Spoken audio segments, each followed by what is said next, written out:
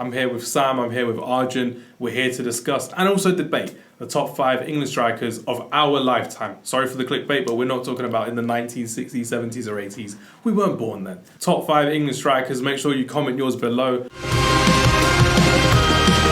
Yes, guys, we are back again for another fantastic conversation on Friday Night Counter Attack. We are here, we're rocking and we're rolling. So, how it's going to go is we're going to talk about our individual list of top 5. Sam's got his, Arjun's got his, and I have not made mine yet, so I'll make mine up on the spot, as always. And let's get into it.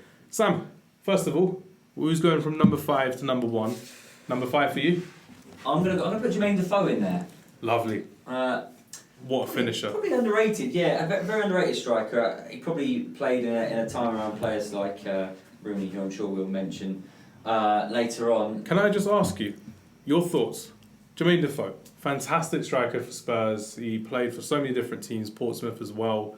He never made it to the 2006 World Cup, but Theo Walcott did. What was your thoughts when you were young Sam, out there in the trap, busy in MK? 11 years old. Heartbreak for me. Young Hams was upset. Jermaine Defoe never made it to the World Cup, but random Southampton player Theo Walcott did.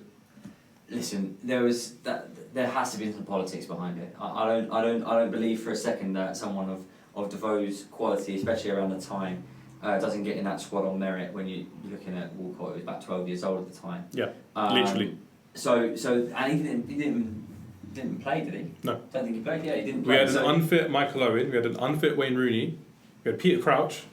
And we had Theo Walcott. So again, you're looking at the time we're playing with players that aren't available in terms of injuries, and you're looking at Walcott at the age of 16, I think he was, who was never going to play. He was there because it was a publicity stunt.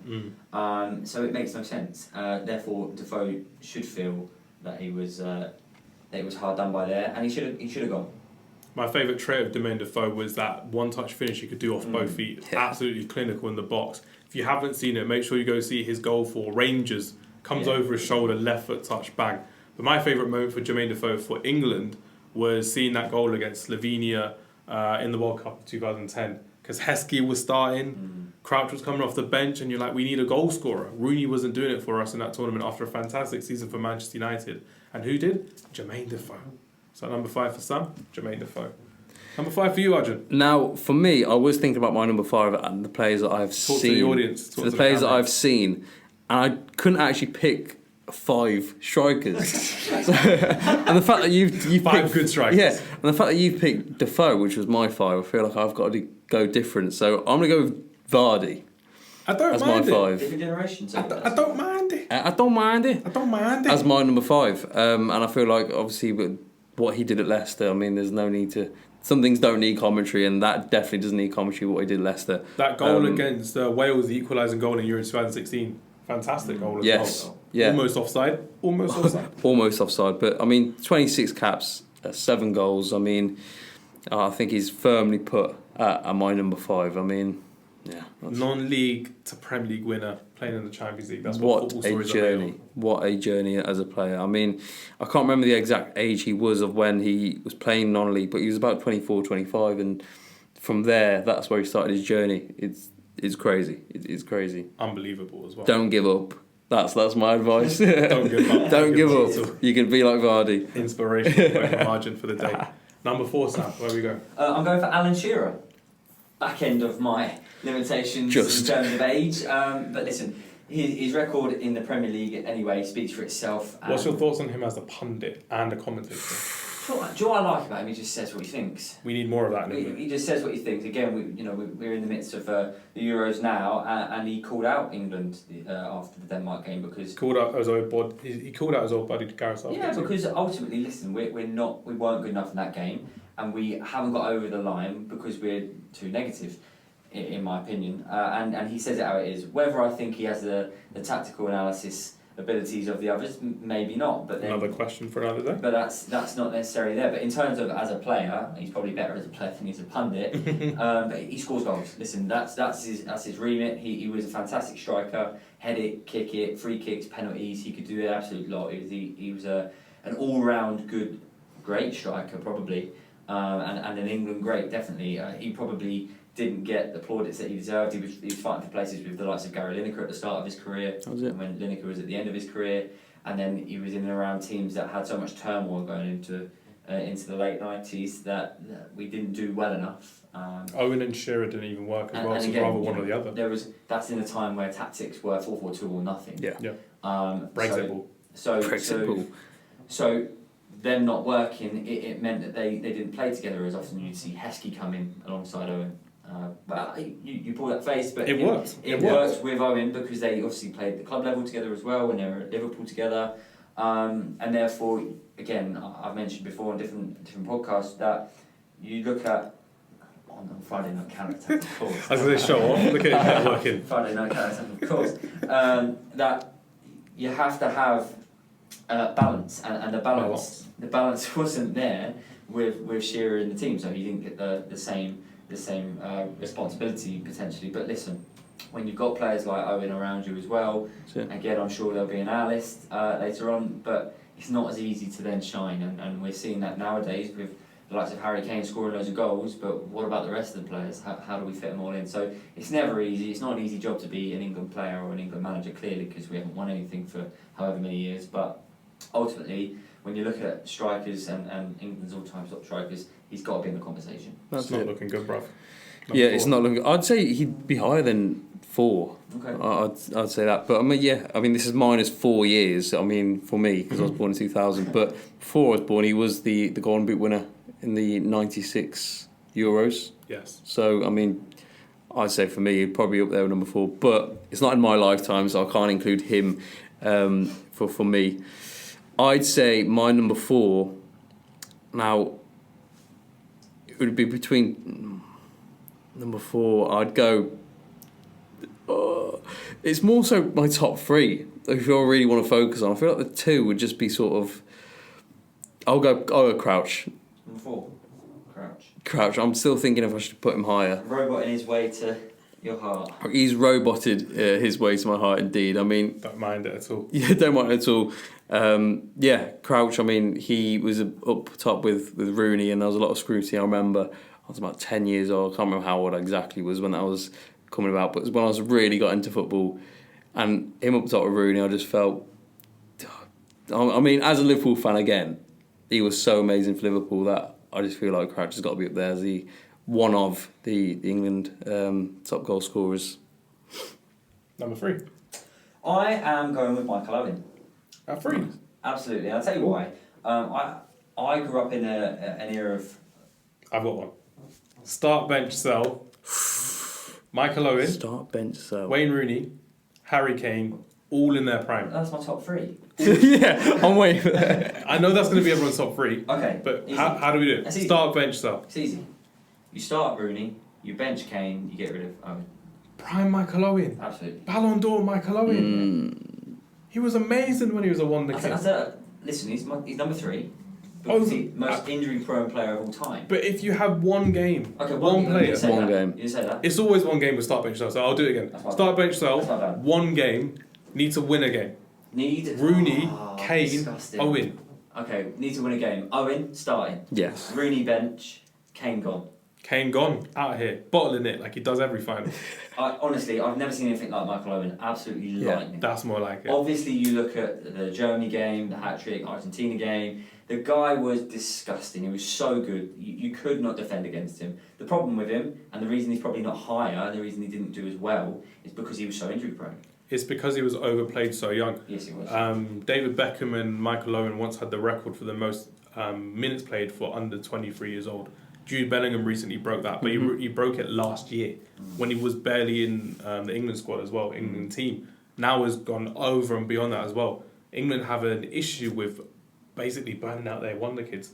They love using them so much, they use them when they don't need to in a way. Friendlies, for example, nation leagues, and you're seeing it now. When Bellingham's at the end of the season, he's not buzzing around the pitch like he should be doing. What do you think that is? I think Eric Ten Hag said it quite well. I know you may not agree with what he said recently about Kobe Mainoo, but when there's a great thing in England, they look to put them on a pedestal. They love to build them up to be the best thing since sliced bread.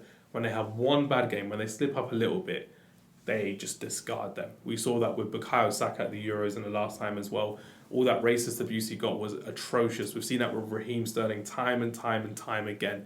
We've seen that with Wayne Rooney over the years as well. Wayne Rooney was the best thing in 2004 for any England fan at all. Then 2006 comes, he steps on Ricardo Carvalho, not in the nice place I should say, and they hated him. They then hated them going forward, they hated the England team for so many years, and it's just because they expect so much so soon, but because they're used to seeing so much so soon, they want everything to be now, here and now. And for me, as an England fan, I'm just like, this. We're going off topic a bit, but when you're seeing them with the cricket team, they don't do that. You're seeing that with the rugby team, the GB squad for the Olympics, the European Championships, World Championships. You don't see that. They don't have that pressure, and they get to enjoy what they do. That's why every other sport, even Andy Murray with tennis as well, once upon a time Wimbledon champion, Olympic champion as well. We've seen that in other sports in the UK where England fans can enjoy what they're watching.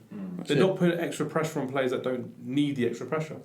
That's my thoughts. Just quickly on the topic of sort of England strikers and the current England squad, yes, I know we're going to go back to England.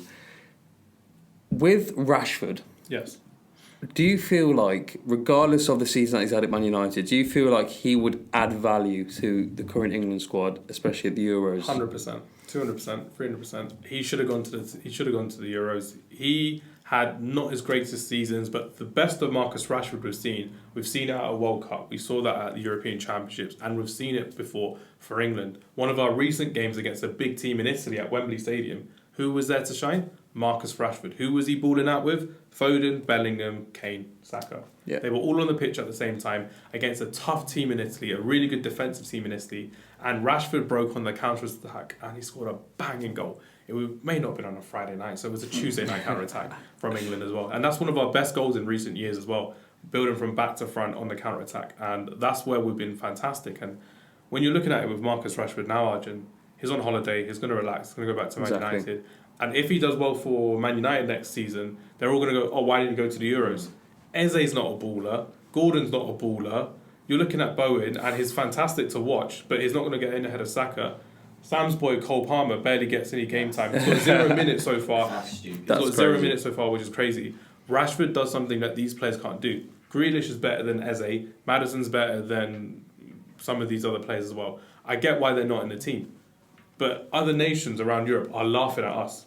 That's the end of the day. I've got German colleagues, I've got Swiss colleagues, I've got different colleagues from around Europe saying, yeah, we're not worried about England anymore. The team's crap. Yeah. Anyway, back to Arjun's number 3. My number 3, okay, so my number 3 would be... See, now I'm thinking, but was Michel Owen... Yeah. Third Michel Owen. Third Michel Owen. I mean, we've just spoken about how great he was. He's a game changer. I mean, he won the Ballon d'Or when he was, before he was... 2021. Yeah. So big pressure on his shoulders too. Exactly. A BBC show as well. That is crazy. And apparently he had his own helicopter at like 20 something. I mean, Liverpool did what they wanted to keep. Yeah, exactly. That's how good he was. Golden boy. Golden boy indeed. So yeah, my third, Michel Owen. Let's see. Number 2 and number 1, Sam. Easy. Number 2, Harry Kane. Number 1, Wayne Rooney. Harry Kane, exactly all-time top goal scorer for England. Hasn't done it. Probably not his fault. Hasn't done it at the highest level in terms of winning anything ever. Not to mention that he was at Tottenham, but he was. So listen, he's always going to be judged on that. But in terms of him as an all-round player, what a fantastic player! Scores goals for fun, and easily up there as one of the best ever strikers for England. And probably will go down if you manage to win something. If we manage to win this Euros, he'll go down as the best ever, I would have thought. Yeah. Wayne Rooney, all round, what an absolutely fantastic player. Probably in some ways it could be said that he's underrated by English fans. You know, he's undervalued and underappreciated. Definitely, underappreciated at times. Would he be a number 9 in the modern era? Probably not. He'd probably play in the 10. But as a player, what a player to watch. Driving with the ball, technically fantastic, finish with both feet, head the ball. Score any type of goal. He really was a talisman, and to come through at such a young age and then sustain that for such a long period, you can't really argue against it, I don't think. That's it. And it's completely the same. My second is Kane and my first is Rooney. I feel like both separately played a different game, but with Rooney I feel like he would just drag the team over the line. His aggressiveness, his a passion to get through and to be aggressive on the ball and off the ball. I feel like that's why he's just in front and nips it ahead of Kane for me. So yeah, my number 1 and 2. There we have it. Nicely done. That's all good. So for me, to end it on my list as well, number 5, Jermaine Defoe. Number 4, Alan Shearer. Number 3, Andy Cole. Number 2, Micheal Owen. And number 1, Wayne Rooney. You've not got Harry Kane in there. No, I haven't. That's what he does. It's all about my favourites. Exactly. I like it different. I'm joking. I'm going to get rid of Shearer. He does what he Kane. wants. I should have put Kane in over Shearer, but I'm going to do that again. And my top 5, at number 5, Jermaine Defoe. At number 4, Harry Kane. Number 3, Andy Cole, underappreciated legend. Number 2, Micheal Owen. And number 1, numero uno, Wayne Rooney. Wayne Rooney. Agree or disagree with our list? Comment below, and we'll see you next time.